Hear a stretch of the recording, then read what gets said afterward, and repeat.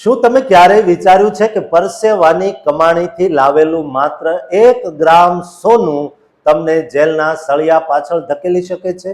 એક બાજુ વતન આવવાની ખુશી અને બીજી બાજુ એરપોર્ટ પર થતી લૂંટ અને કડક કાયદાઓનો ફાંસો. વિદેશમાં રાત દિવસ એક કરનારા આપણા ભાઈઓ, વેપારીઓની મજબૂરી અને એરલાઇન્સની મનમાની વચ્ચે સત્ય શું છે? આજના ખાસ રિપોર્ટમાં અમે એવા ચોંકાવનારા ખુલાસા કરીશું જે જાણીને તમારી આંખો ખુલી જશે અને તમારી સફર સુરક્ષિત બનશે. એરપોર્ટ પર જતી વખતે જ્યારે આપણે ખાવા પીવાની વસ્તુઓના ભાવ જોઈએ છીએ ત્યારે સામાન્ય માણસના ખિસ્સા ખાલી થઈ જાય છે. એક સામાન્ય સમોસું કે પાણીની બોટલ માટે પણ અનેક ગણા પૈસા ચૂકવવા પડે છે. જે વસ્તુ બહાર 10 રૂપિયામાં મળતી હોય તેના માટે એરપોર્ટની અંદર 100 રૂપિયા આપવા પડતા હતા.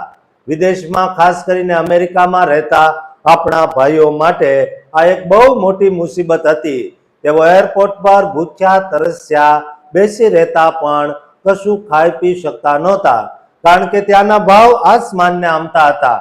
આ ગરીબ અને મધ્યમ વર્ગની વેદનાને સમજીને આમ આદમી પાર્ટીના નેતા રાઘવ ચડ્ઢાએ સંસદમાં જોરદાર અવાજ ઉઠાવ્યો અને તે પહેલા બિહારના નેતા પપ્પુ યાદવે પણ આ અન્યાય સામે અવાજ ઉઠાવ્યો હતો, જેનો પડઘો હવે ભારત સરકાર સુધી પહોંચ્યો છે અને તેના પરિણામે હવે ચેન્નઈ, કોલકાતા અને મુંબઈ જેવા મોટા એરપોર્ટ પર ખાસ સરકારી સ્ટોલ શરૂ કરવામાં આવ્યા છે, જ્યાં તમને એ જ વ્યાજબી ભાવે સમોસા, ચા, કોલ્ડ્રિંક્સ અને પાણી મળશે, જે ભાવે તમે શહેરની બહાર ખરીદી કરો છો.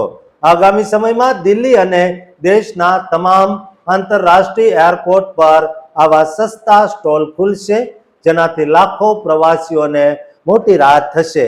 બીજી તરફ એરલાઇન્સ કંપનીઓની મનમાની પણ અત્યારે ચરમસીમાએ પહોંચી છે.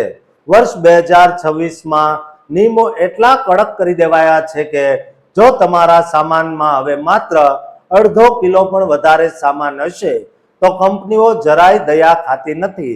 તેઓ કાં તો સામાન બહાર કાઢી નાખવા મજબૂર કરે અથવા તો તેની પાછળ આકરો દંડ વસૂલે છે. અગાઉ 1-2 કિલોમાં છૂટછાટ મળતી હતી, પણ હવે આપણા એનઆરઆઈ ભાઈઓ જે 1 વર્ષ કે 2 વર્ષે રજા લઈને કે કોઈ પ્રસંગમાં પોતાના પરિવારને મળવા વતન આવે છે, તેમને પણ કોઈ રાહત આપવામાં આવતી નથી. હવે વાત કરીએ સૌથી મહત્વના અને ગંભીર મુદ્દાની, જે છે વિદેશમાંથી સોનું લાવવાના નિયમો. ભારત બહાર અત્યારે લગભગ 3.5 કરોડ ગુજરાતીઓ રહે છે. જ્યારે તેઓ પોતાના ઘરે પાછા ફરે છે ત્યારે યાદગીરી કે ભેટ તરીકે સોનું લાવવાનું ચૂકતા નથી. ભારત સરકારે આ પ્રવાસીઓ માટે કેટલાક નિયમો બનાવ્યા છે જે દરેક એનઆરઆઈએ જાણવા જ જોઈએ. જો તમે 1 વર્ષથી વધુ સમય માટે વિદેશમાં રહ્યા હોવ તો મહિલાઓ 1 લાખ રૂપિયા સુધીનું અને પુરુષો 75,000 રૂપિયા સુધીનું સોનું ટેક્સ વગર લાવી શકે છે.